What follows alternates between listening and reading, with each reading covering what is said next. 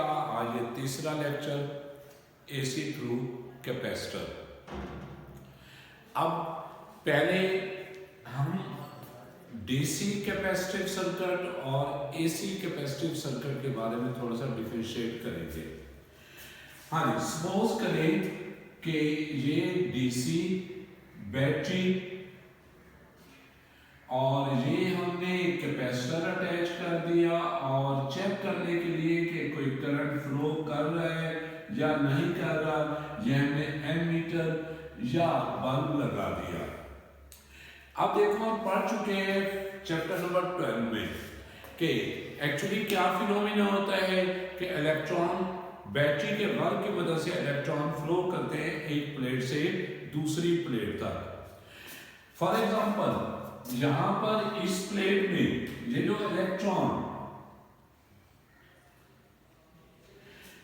ये positive terminal in electron को अपनी तरफ अट्रैक्ट करेगा। जब यहां से इलेक्ट्रॉन निकल जाएंगे तो इस पर पॉजिटिव चार्ज और यही इलेक्ट्रॉन जब इधर आएंगे तो इस प्लेट पर नेगेटिव चार्ज। तो इस तरह ये इलेक्ट्रॉन फ्लो कर रहे होंगे एक प्लेट से दूसरी प्लेट तक। इन्हीं इलेक्ट्रॉन का फ्लो करंट कहलाएगा। जब इलेक्ट्रॉन फ्लो कर रहे होंगे, करंट इनफ्लो कर रहे हैं, तो ये बल्ब ऑन होगा। लेकिन जैसे ही करंट यहां पर चार्ज पार्टिकल्स मैक्सिमम स्टोर हो गए तो मजीद करंट का फ्लो रुक जाएगा, और जब करंट का फ्लो रुक जाएगा तो ये बल्ब भी ऑफ हो जाएगा। तो इसका मतलब देखो अब ये हुआ कि हालांकि बैटरी इसके साथ अटैच है लेकिन करंट फ्लो नहीं कर पा रहा। क्यों नहीं कर रहा? कि ये जो कैपेसिटर है, कैपेसिटर की इन दो प्लेट्स के दरमियान गैप है, इंसुलेटिंग मीडियम है, फ्री स्पेस है, जिसकी वजह से करंट फ्लो नहीं कर रहा। अगर यहाँ पर दरमियान में कोई तार लगा दे तो आप देखो ये सर्किट कंप्लीट हो जाएगा, और जब सर्किट कंप्लीट हो जाएगा तो करंट का फ्लो भी दोबारा से शुरू हो जाएगा। तो इन्हीं बातों की मदद से फिर हम जो रिजल्ट कंक्लूड करते हैं वो इस तरह कि ये जो कैपेसिटर है, ये कैपेसिटर डीसी के फ्लो को अपोज करता है, डीसी के फ्लो को रोकता है। क्यों रोकता है? Due to presence of insulating medium between the two plates.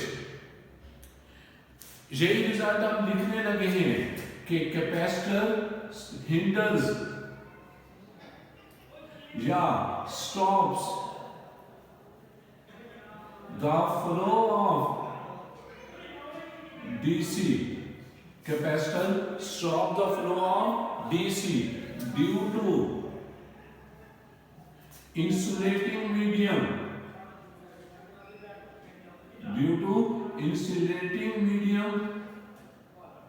between the two plates of capacitor। तो ये पहला रिजल्ट जो हमने कंक्लूड किया कि capacitor stop the flow of DC due to insulating medium between the two plates of the capacitor. और यही and पर हमसे शॉर्ट क्वेश्चन में भी पूछा गया है कि कैपेसिटर एसी के फ्लो को अपोज करता है या डीसी के फ्लो को, तो हम फिर बात कहेंगे डीसी के फ्लो को। अब आ जाए एसी सर्किट पर। अब ये उसी तरह कैपेसिटर, लेकिन अब ये एसी सोर्स, उसी तरह ये बल्ब लगा दिया है करंट के फ्लो को चेक करने के लिए। अब हमें पता है कि ये जो एसी सोर्स है इसका पोटेंशियल चेंज होता है। पहले हाफ साइकिल में इसका पोटेंशियल पॉजिटिव और अगले हाफ साइकिल में अपोजिट। अब देखो जब पहले हाफ साइकिल में यहां पर ये पॉजिटिव और इधर नेगेटिव है, तो उस वक्त क्या होगा कि पहले हाफ साइकिल में इलेक्ट्रॉन इस ऊपर वाली प्लेट से इस पॉजिटिव टर्मिनल की वजह से इलेक्ट्रॉन इस प्लेट से अट्रैक्ट होकर और बैटरी पर वर्क करके इनको इस तरह दूसरी प्लेट पर डिपॉजिट कर देगी। यहां से जब इलेक्ट्रॉन निकलेंगे तो इस पर पॉजिटिव चार्ज, इधर जब इलेक्ट्रॉन आएंगे तो इस पर नेगेटिव चार्ज। तो इस तरह इलेक्ट्रॉन फ्लो कर रहे हैं एंटी क्लॉकवाइज पहले हाफ साइकिल में। अब अगले हाफ साइकिल में क्या होगा अगले हाफ साइकिल में अब इधर पोलैरिटी ज्यादा, तो अब ये पॉजिटिव हो गया, इधर पोलैरिटी कम, तो अब ये नेगेटिव होगा। अब अगले हाफ साइकिल में क्या होगा कि ये जो पॉजिटिव है अब ये इलेक्ट्रॉन को अपनी तरफ अट्रैक्ट करेगा और इस तरह अट्रैक्ट करके इनको दूसरी प्लेट पर डिपॉजिट करेगा। तो अब इलेक्ट्रॉन फ्लो कर रहे हैं क्लॉकवाइज या एंटी क्लॉकवाइज, तो अब फ्लो कर रहे हैं क्लॉकवाइज। पहले हाफ साइकिल में फ्लो कर रहे थे एंटी क्लॉकवाइज। तो इस तरह अब बल्ब को देख लें, पहले में जब एंटी क्लॉकवाइज फ्लो करते हुए इस बल्ब से गुजरेंगे तो बल्ब ऑन हो जाएगा। अब अगले हाफ साइकिल में जब दोबारा, लेकिन आप क्लॉकवाइज फ्लो करते हुए फिर जब इधर इस बल्ब से गुजरेंगे तो बल्ब अभी दोबारा ऑन हो जाएगा। फिर अगला हाफ साइकिल देखें, दोबारा यहाँ पर पॉजिटिव हाई पोटेंशियल, इधर लो पोटेंशियल आ गया, दोबारा इलेक्ट्रॉन फ्लो करेंगे हाई से उसी तरह लो की तरफ, और इस तरह जब दोबारा वो फ्लो करेंगे तो बल्ब दोबारा ऑन हो जाएगा। तो इसका मतलब फिर क्या हुआ कि करंट मुसलसल फ्लो कर रहा है, बल्ब मुसलसल ऑन रहता है। तो फिर हम कह सकते हैं कि कैपेसिटर क्या करता है, एसी के फ्लो को अपोज करता है या सपोर्ट करता है? अब सपोर्ट करता है, एसी को फ्लो करने देता है। क्या, क्यों, किस वजह से? कि इसलिए कि इसकी पोटेंशियल मुसलसल एंटर होती रहती है हर हाफ साइकिल के बाद, पॉजिटिव नेगेटिव में और नेगेटिव पॉजिटिव में। पहले अगर क्लॉकवाइज था तो फिर एंटी क्लॉकवाइज, फिर एंटी क्लॉकवाइज से क्लॉकवाइज, क्लॉकवाइज से फिर anti clockwise and so on. तो इस तरह सिलसिला चलता रहेगा, एक लम्हे के लिए भी नहीं रुकेगा। तो जब सिलसिला चल रहा है, नहीं रुक रहा, तो फिर हम कह सकते हैं कि करंट भी मुसलसल फ्लो कर रहा है, नहीं रुक रहा। तो इसी बात से हमने कंक्लूजन क्या निकाली? हमने ये कंक्लूड किया कि कैपेसिटर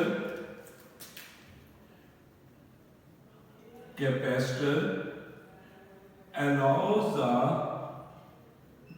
flow of AC. क्यों? Due to continuously altering of potential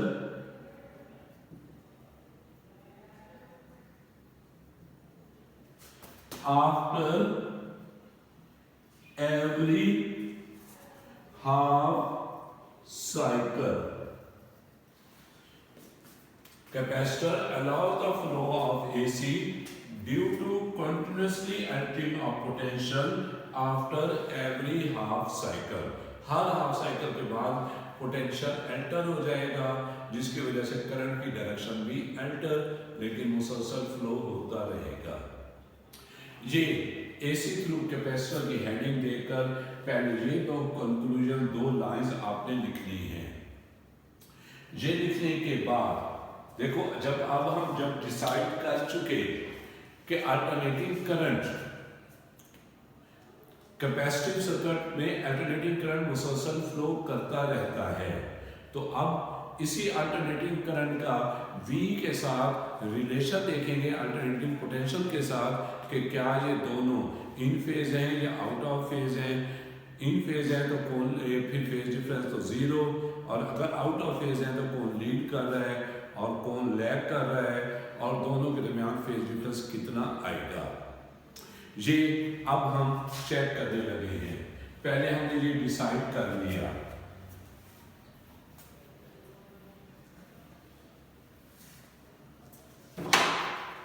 suppose ये हमने अल्टरनेटिव पोटेंशियल सोर्स अप्लाई किया हुआ है जिसका पोटेंशियल V, और इस V के लिए equation V is equal to V naught sine of theta, या V is equal to V naught sine of omega T.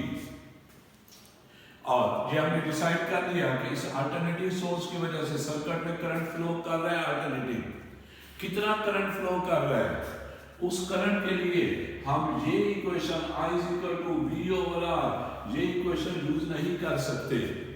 क्यों नहीं कर सकते? क्योंकि ये इक्वेशन रेजिस्टेंस के लिए है। अब हमारे पास ये रेजिस्टिव सर्किट नहीं है, बल्कि ये कैपेसिटिव सर्किट है। तो वो इक्वेशन अब यहाँ पर अप्लाई नहीं करेंगे, इसके लिए अलग से इक्वेशन। क्या इक्वेशन होगी? यहाँ पर करंट के लिए हम इक्वेशन बनाएंगे, basic equation I is equal to delta Q over delta T, ये हम इक्वेशन बनाएंगे। अब करंट के लिए हमें ये इक्वेशन, और अब हमें पहले चाहिए होगा Q के लिए हम पढ़ चुके हैं कैपेसिटर में कि Q इज इक्वल टू होता है CV, V की जगह पर V naught sine of omega t, C और V नॉट का प्रोडक्ट चार्ज देगा, चूंकि वोल्टेज मैक्सिमम है तो चार्ज भी मैक्सिमम, तो ये बन जाएगा Q is equal to Q naught sine of omega t, या साइन थीटा ही पहले लिख ले, साइन थीटा, और अगली इक्वेशन में Q is equal to Q naught sine theta की जगह पर ओमेगा टी। ये चार की इक्वेशन आ गई जो उसके लिए हमें रिक्वायर थी। अब ठीक है, ये इक्वेशन आ गई है, लेकिन पहले थोड़ा हम इनको डिस्कस कर लेते हैं, फिर करंट पर बाद में आते हैं। यहां पर हमें साफ लग रहा है कि वोल्टेज भी साइन का फंक्शन है और चार्ज भी साइन का फंक्शन है। तो फिर क्या अंदाजा हो रहा है कि देखो, जब शुरू में जब एंगल जीरो होगा, एंगल जीरो पर चार्ज जीरो और एंगल जीरो पर वोल्टेज भी जीरो। इसी तरह टाइम पे गुजरने की वजह से जब एंगल बढ़ते हुए 90 हो जाएगा तो साइन 91 तो चार्ज मैक्सिमम Q नॉट, और यहां पर भी जब साइन 91 तो वोल्टेज मैक्सिमम V नॉट। तो इस तरह वाज़ेह तौर पर हमें नजर आ रहा है दोनों साइन का फंक्शन है, तो दोनों जब शुरू में जब एंगल जीरो था, चार्ज जीरो तो वोल्टेज भी जीरो, जब एंगल बढ़ते हुए 90 हुआ तो चार्ज मैक्सिमम और वोल्टेज भी मैक्सिमम।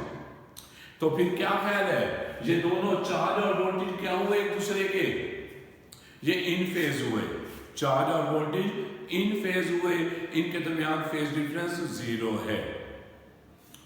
अगर हम इनका ग्राफ बनाकर शो करें तो ग्राफ भी इसी तरह बनाया जा सकता है कि अगर ये ब्लू वाला ग्राफ चार्ज Q का है, तो फिर वोल्टेज वाला ग्राफ जो ब्लैक से बनाने लगा हूं, वोल्टेज का ग्राफ भी इसी तरह बनेगा कि जब एंगल जीरो तो वोल्टेज जीरो, जब एंगल π/2 तो वोल्टेज मैक्सिमम, वोल्टेज का मैग्नीट्यूड हमेशा ज्यादा, पाई पर वोल्टेज दोबारा जीरो, 3π/2 पर वोल्टेज मैक्सिमम।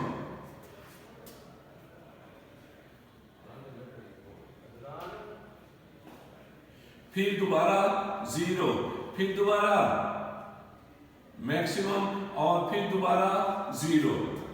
तो अब अगर हम इन पॉइंट्स को आपस में मिला दें तो मिलाने से ये जो ब्लैक कलर की जो कर्व मिलेगी ये वोल्टेज को रिप्रेजेंट कर रही होगी, और वाज़ेह तौर पर हमें नजर आ रहा है कि वोल्टेज और चार्ज दोनों इन फेज हैं, एक जीरो तो दूसरा भी जीरो, एक मैक्सिमम तो दूसरा भी मैक्सिमम। और इस तरह ये हमने वोल्टेज और चार्ज के बारे में देख लिया, लेकिन एक्चुअली तो हमें करंट चाहिए था। अब करंट के लिए हम इक्वेशन यूज कर रहे हैं I is equal to delta Q over delta T। अब यहां से करंट दो तरीकों से, इक्वेशन से भी निकल सकते हैं, ग्राफ से भी। बुक वाले ने ग्राफिकल मेथड को अडॉप्ट किया हुआ है, तो जाहिर है हमें वही प्रेफर करना पड़ेगा करंट के लिए। अब कैसे, वो हम समझ लें। लेकिन हमने फर्स्ट ईयर चैप्टर नंबर 3 में देखा था कि अगर कोई VT ग्राफ हो, टाइम t और voltage velocity v, for example इस तरह का वेलोसिटी बढ़ती चली जाती है, तो इस VT ग्राफ के किसी भी पॉइंट पर टेंजेंट ड्रा करें, उस टेंजेंट की जो स्लोप होगी, slope of VT graph gives the acceleration.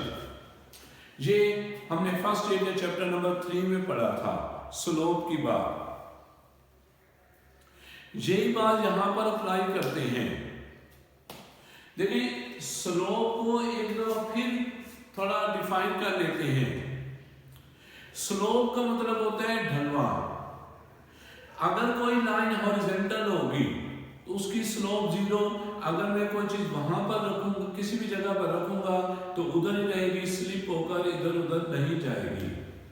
लेकिन जैसे जैसे मेरी इस लाइन का एंगल बढ़ता चला जाएगा, जैसे जैसे मेरी इस लाइन का एंगल बढ़ता चला जा रहा है, वैसे वैसे स्लोप भी बढ़ रहा है कि अगर मैं अब इसको रखूंगा तो ये पॉइंटर उधर ही नहीं रहेगा बल्कि स्लिप होकर नीचे आ जाएगा। तो स्लोप का मतलब है ढलवान, स्लिप होना। और ये मेजर करते हैं हमेशा एंगल के जरिए से, tan थीटा के जरिए से। अगर एंगल हॉरिजॉन्टल के साथ 0 तो स्लोप भी 0। एंगल जैसे जैसे बढ़ेगा स्लोप भी बढ़ती चली जाएगी। तो बेसिक इक्वेशन स्लोप की क्या हुई?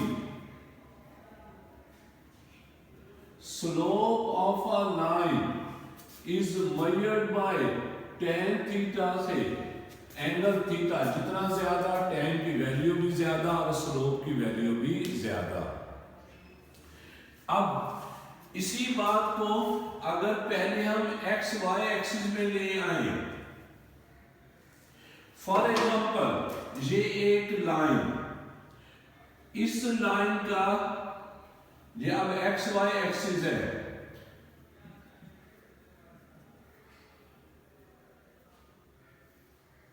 और ये एंगल थीटा बना रही है। अगर इसके परपेंडिकुलर ड्रा करके ट्रायंगल बनाना चाहें तो इस लाइन की, इस ट्रायंगल की ये लेंथ होगी जिसे हम डेल्टा x, और ये हाइट होगी जिसे डेल्टा y लिख सकते हैं। साथ ही हमें ये नजर आ रहा है कि ये जो ट्रायंगल है, इस ट्रायंगल में ये परपेंडिकुलर है, सॉरी ये बेस है, ये परपेंडिकुलर और ये हाइपोटेन्यूज है। तो अब tan थीटा इक्वल होता है perpendicular over, tan theta equal है परपेंडिकुलर ओवर बेस, और ये इक्वल आ गया delta y over delta x। अब अगर बजाय यहां पर, ये अगली एग्जांपल, अगर हम बजाय यहां पर x y एक्सिस के vt ग्राफ हो, तो अब इसकी बेस हम रिप्रेजेंट करेंगे डेल्टा t से, और हाइट या परपेंडिकुलर रिप्रेजेंट करेंगे डेल्टा v से। तो क्या ख्याल है, अब क्या होगा slope? Slope of a line, और लाइन कहां पर बन रही है? vt ग्राम में। बेसिक इक्वेशन तो वही होगी tan थीटा, और ये इक्वल आ जाएगा delta v over delta t के परपेंडिकुलर ओवर बेस। तो देखो, अब आप लोगों ने हमेशा ये याद रखना है कि स्लोप जिसकी बेसिक इक्वेशन tan थीटा, और ये हमेशा इक्वल होगा vertical over horizontal. Vertical over कोई भी हो, ये वर्टिकल है और ये हॉरिजॉन्टल, तो वर्टिकल को जब हॉरिजॉन्टल से डिवाइड करेंगे तो वो tan थीटा के इक्वल, और वही हमें प्रोवाइड करेगा स्लोप। अब अगर तीसरे नंबर पर ये vt ग्राफ था, vt ग्राफ के बजाय अगर हम qt ग्राफ, तो हॉरिजॉन्टल में तो वही टाइम इंटरवल, वर्टिकल में अब क्या आ गया? Delta q। और क्या है, अब क्या नजर आ रहा है हमें कि अब हमें नजर आ रहा है slope of qt graph. Basic equation तो वही tan थीटा, और tan थीटा उसी तरह वर्टिकल ओवर हॉरिजॉन्टल या परपेंडिकुलर ओवर बेस, लेकिन अब परपेंडिकुलर है डेल्टा q और बेस है डेल्टा t। तो qt ग्राफ जो होगा उसकी बेसिक इक्वेशन उसी तरह tan थीटा, और ये tan थीटा अब इक्वल होगा delta q over delta t के qt ग्राफ में। तो क्या है, ये जो delta q over delta t है, ये किसके इक्वल आया है? करंट के। हमें भी यही करंट चाहिए था और वही हमें मिल गया। तो बुक वाले ने हमारे इस आर्टिकल में करंट को फाइंड करने के लिए ये ग्राफिकल मेथड किया है। क्या करेंगे हम? पहले नंबर पर हम ड्रा करेंगे qt ग्राफ। पहले नंबर पर क्या ड्रा करेंगे, क्यूटी ग्राफ। उस क्यूटी ग्राफ के मुख्तलिफ पॉइंट्स पर हम टेंजेंट ड्रा करेंगे। क्यूटी ग्राफ के मुख्तलिफ पॉइंट्स पर हम ड्रा करेंगे टेंजेंट, और उन्हीं टेंजेंट का जो स्लोप होगा, क्यूटी ग्राफ के टेंजेंट का जो स्लोप होगा वो हमें प्रोवाइड करेगा करंट। दोबारा सुन लें, करंट फाइंड करने के लिए 3 स्टेप का प्रोसीजर। पहले नंबर पर हम क्यूटी ग्राफ ड्रा करेंगे, दूसरे नंबर पर उस क्यूटी ग्राफ के मुख्तलिफ पॉइंट्स पर टेंजेंट ड्रा करेंगे, और उन्हीं टेंजेंट का जो स्लोप होगा वो हमें प्रोवाइड करेगा करंट। ये मेथड फॉलो करके करंट पर पहुंचेंगे और फिर इन फेज और आउट ऑफ फेज देखेंगे। एक दो फिर सुन लें, करंट फाइंड करने के लिए 3 स्टेप्स। पहले नंबर पर क्यूटी ग्राफ, इसके मुख्तलिफ पॉइंट्स पर टेंजेंट्स, और उन टेंजेंट का स्लोप हमें करंट प्रोवाइड करेगा इन्हीं डिस्कशन की मदद से। अब क्यूटी ग्राफ आसान को मुश्किल नहीं, कर चुके हम। चार्ज का ये ग्राफ ब्लू वाला हम बना चुके हैं। ये क्यूटी ग्राफ है, theta is equal to omega t. Time के साथ साथ एंगल की वैल्यू चेंज होगी, और जब एंगल की वैल्यू चेंज होगी तो चार्ज की वैल्यू चेंज होगी। ये पहले हम डिस्कस कर चुके हैं। चार्ज साइन का फंक्शन है, तो साइन कर्व ये हमारे पास आ गई। तो ये जो ब्लू कलर का ग्राफ है ये क्यूटी ग्राफ है। ये क्या है, क्यूटी ग्राफ। ये पहला काम हो चुका है। अब हम इसके मुख्तलिफ पॉइंट्स पर क्या ड्रा करेंगे, टेंजेंट, और उन्हीं टेंजेंट की स्लोप हमें करंट देगी। वही अब हम करने लगे हैं। हाँ जी, पहले इस पॉइंट पर यहां पर जब टेंजेंट ड्रा करेंगे तो इस तरह हमारे पास एक वर्टिकल लाइन आ जाएगी, ये वाली, और जो वर्टिकल लाइन होती है उसका स्लोप मैक्सिमम होता है। तो स्लोप मैक्सिमम तो करंट भी मैक्सिमम, तो ये मैक्सिमम करंट आ गया। फिर जब हम पॉइंट ए से पॉइंट बी तक जा रहे होंगे, अब पॉइंट बी पर जब पहुंचेंगे तो इस पॉइंट पर ये आ गया टेंजेंट। ये पॉइंट ए पर टेंजेंट था, अब ये पॉइंट बी पर टेंजेंट। अब ये हॉरिजॉन्टल लाइन आई है, हॉरिजॉन्टल लाइन का स्लोप 0, स्लोप 0 तो करंट भी 0। उसी डिस्कशन की वजह से तो पॉइंट बी पर करंट 0 आ जाएगा। ये हमने पॉइंट नोट कर लिया। साथ ही साथ हम कह सकते हैं कि जब हम ए पर स्लोप मैक्सिमम था, करंट भी मैक्सिमम था, बी पर स्लोप 0, करंट भी 0। तो जब हम ए से बी तक जा रहे होंगे तो स्लोप कम होता चला जाएगा, स्लोप कम तो करंट भी कम होता चला जाएगा।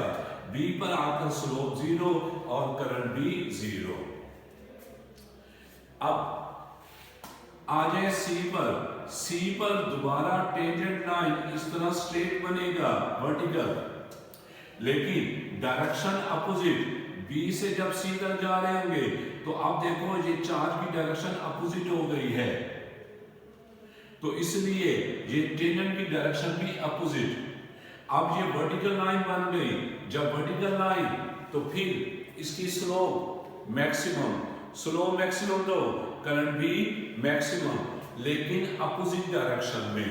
तो इसलिए फिर हम कह सकते हैं कि यहाँ पर स्लोप मैक्सिमम तो करंट भी मैक्सिमम, लेकिन अपोजिट डायरेक्शन में। दोबारा से देख लें, ए से लेकर बी तक, ए पर स्लोप मैक्सिमम, बी पर स्लोप मिनिमम। ए से बी तक जाएंगे तो स्लोप कम होता चला जाएगा, करंट भी कम होता चला जाएगा। बी पर आकर स्लोप 0, करंट भी 0। और जब बी से सी तक जा रहे हैं तो अब स्लोप बढ़ रहा है, यहां पर हॉरिजॉन्टल लाइन और यहां पर वर्टिकल लाइन, लेकिन अपोजिट डायरेक्शन में। तो जब स्लोप बढ़ रहा है तो करंट भी बढ़ेगा, और सी पर आकर स्लोप मैक्सिमम, करंट भी मैक्सिमम। फिर सीधा कम, उसके बाद फिर ये नेक्स्ट पॉइंट डी कहते हैं इसको, जहां पर फिर उसी तरह इस पॉइंट डी पर टेंजेंटल लाइन बनेगी, वो हॉरिजॉन्टल बनेगी। तो जब हॉरिजॉन्टल आ जाएगा, हॉरिजॉन्टल लाइन की स्लोप जीरो और करंट भी जीरो, तो ये नेक्स्ट हमारे पास पॉइंट इसी तरह। फिर यहां पर दोबारा ये टेंजेंट लाइन वर्टिकल बन गई, इस वर्टिकल लाइन की स्लोप मैक्सिमम और करंट भी मैक्सिमम। फिर दोबारा यहां पर हॉरिजॉन्टल लाइन, इसकी स्लोप जीरो, करंट भी जीरो। अब इन पॉइंट्स को जब हम मिलाएंगे, ये करंट के पॉइंट से इन पॉइंट्स को मिलाने से हमारे पास करंट का ग्राफ बन जाएगा। ये आ गया जी करंट का ग्राफ, जो रेड लाइन से आप लोगों को शो कर रहा हूं।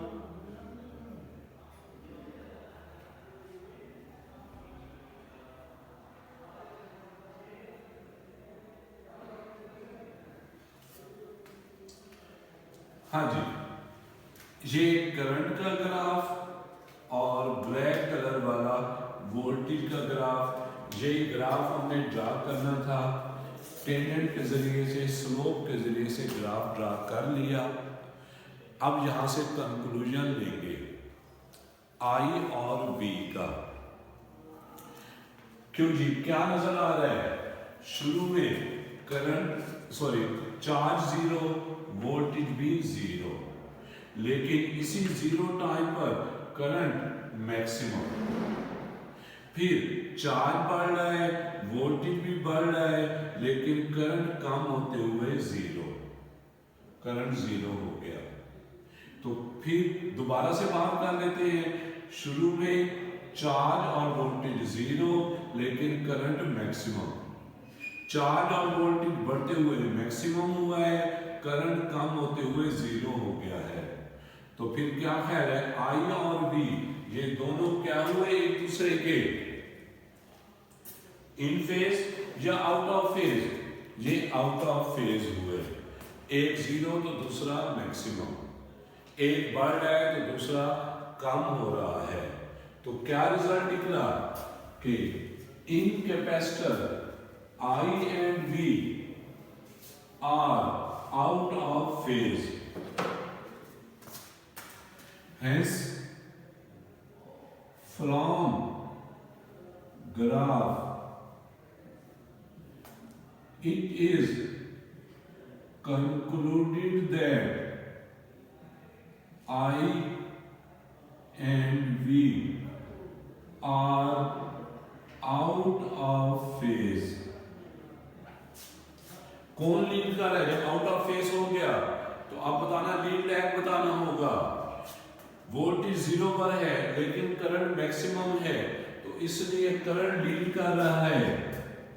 Current I leads voltage we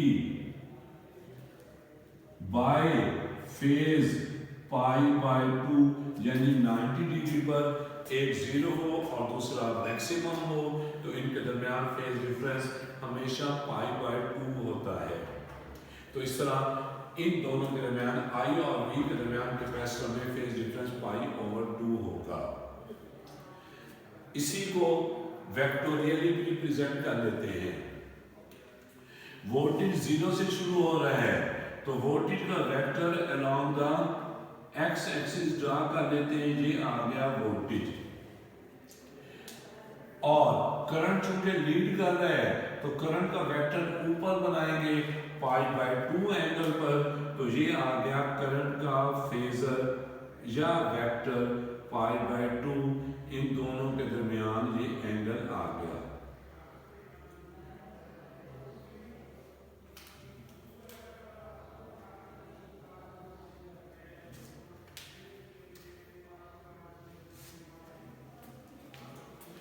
ये हो गया कंक्लूजन कि कैपेसिटर में आई और वी इन फेज या आउट ऑफ फेज है, करंट लीड करता है, वोल्टेज लैग करता है बाय द एंगल ऑफ π/2। फिर अब अपोजिशन,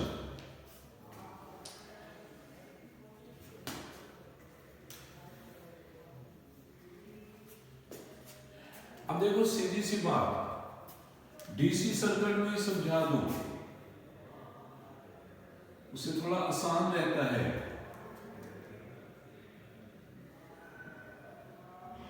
अब देखो पहला इलेक्ट्रॉन जो यहां से निकलेगा, ये पॉजिटिव चल रहा है, उसको अट्रैक्ट करके उस पर वर्क करके उसको दूसरी प्लेट पर डिपॉजिट कर दिया, ये इलेक्ट्रॉन डिपॉजिट हो गया।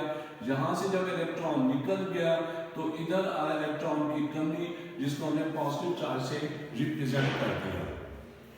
अब जब यहां से दूसरा इलेक्ट्रॉन निकलेगा, ये दूसरा इलेक्ट्रॉन जो यहां से निकल रहा है, तो जब ये निकलेगा तो ये पॉजिटिव इस नेगेटिव इलेक्ट्रॉन को क्या करेगा, अट्रैक्ट करने की कोशिश करेगा।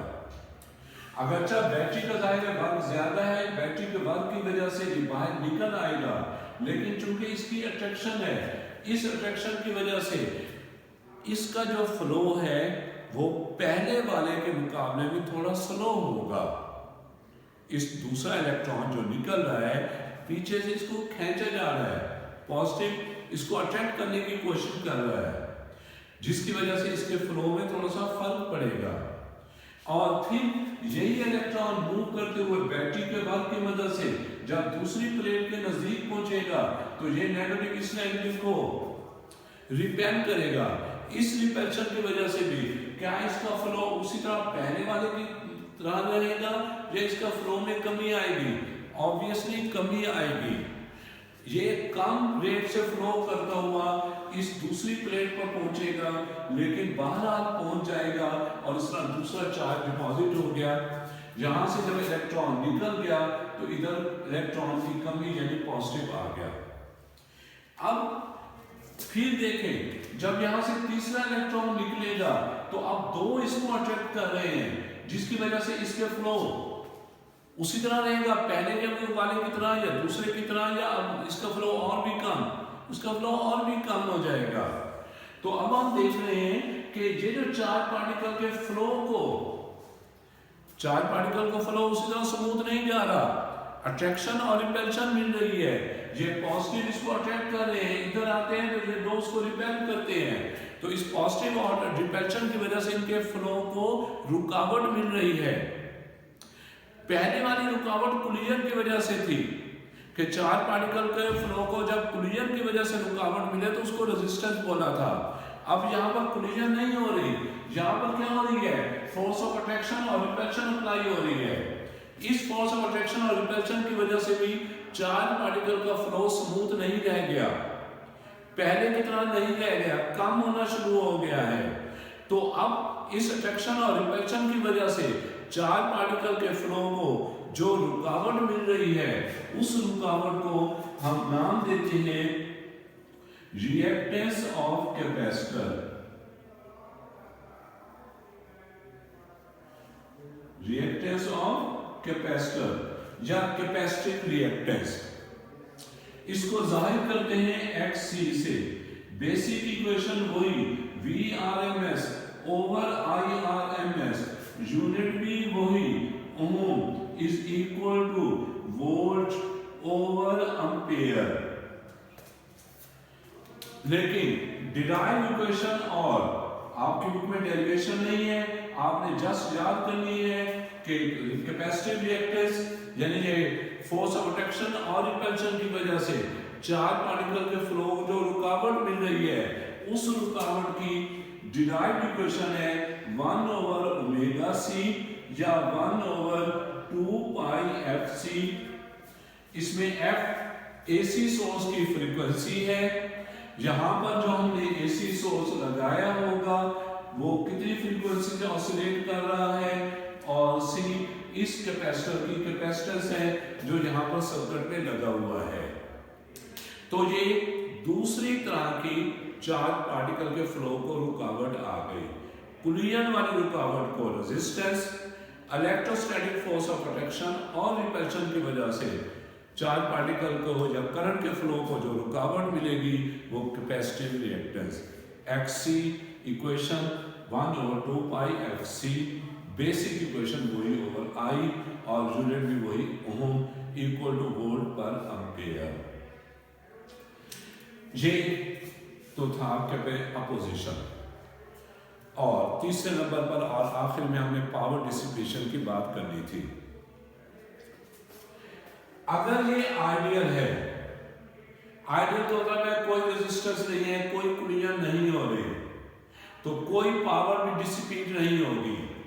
पहले हाफ साइकिल में जितना चार्ज स्टोर होगा अगले हाफ साइकिल में उतना ही हमें मिल जाएगा, कोई डिसिपेशन नहीं होगी, कोई लॉस नहीं आएगा। लेकिन शर्त क्या है कि क्या होना चाहिए, आइडियल कैपेसिटर। आइडियल कैपेसिटर का मतलब रेजिस्टेंस जीरो लें। तो इसलिए ये तीसरा और आखिरी रिजल्ट जो हम कंक्लूड कर रहे हैं कि for an ideal capacitor,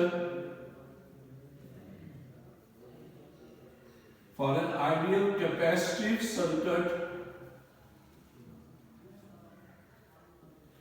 ideal capacitive circuit का मतलब है resistance zero, no power dissipation या loss। ये तीसरा और आखिरी कंक्लूजन था और ये था हमारा दूसरा AC थ्रू कैपेसिटर। इसमें ऑब्वियसली ये ग्राफ बनाने में थोड़ा सा नया था। तीसरा जो आर्टिकल पढ़ेंगे AC थ्रू इंडक्टर, वो बिल्कुल इसके सिमिलर है। वो जब दोबारा आप पढ़ेंगे ये चीज़ें दोबारा ग्राफ बनाने वाली, तो ये अब आपके लिए फिर आसान हो जाएगा। परेशान ना हो, ये कोई मुश्किल नहीं लगेगा। AC थ्रू इंडक्टर में यही बातें हम रिपीट करेंगे, रिवाइज करेंगे, तो इस तरह ये चीज़ें क्लियर हो जाएंगी। ठीक है जी, अल्लाह हाफिज़, बाकी फिर इंशाअल्लाह।